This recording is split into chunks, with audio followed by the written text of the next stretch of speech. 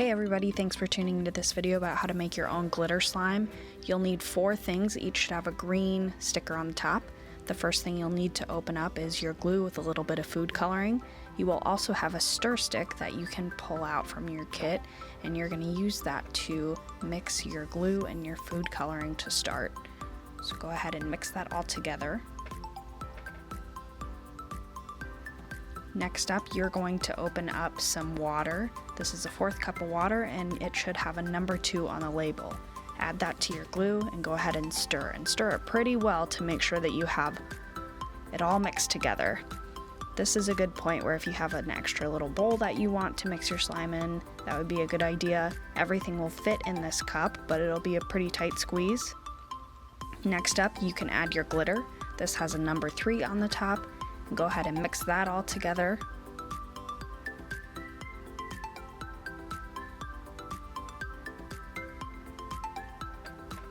The last thing we're going to add here, number 4, is our liquid starch. So you can go ahead and add that. I added some extra to yours so you can have a little bit less sticky of slime. This is a good time also to dump it all in, because it's getting pretty near the top at this point. So go ahead and dump it all in an extra bowl and mix, mix, mix.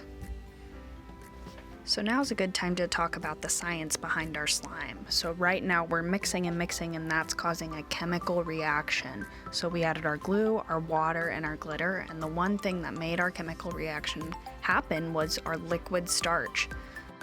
So when we added that liquid starch, we were creating chemical bonds, and this process was called cross-linking. So because of this cross-linking, our molecules aren't able to move like they did before, so they are all connected together, and that's what creates our slime. The slime will be pretty sticky to start, but make sure you keep kneading it and eventually it'll be less sticky. You can store your slime in the original container with the lid. Try to get as much off your hands as possible, stick the lid on, and then go and wash your hands right away.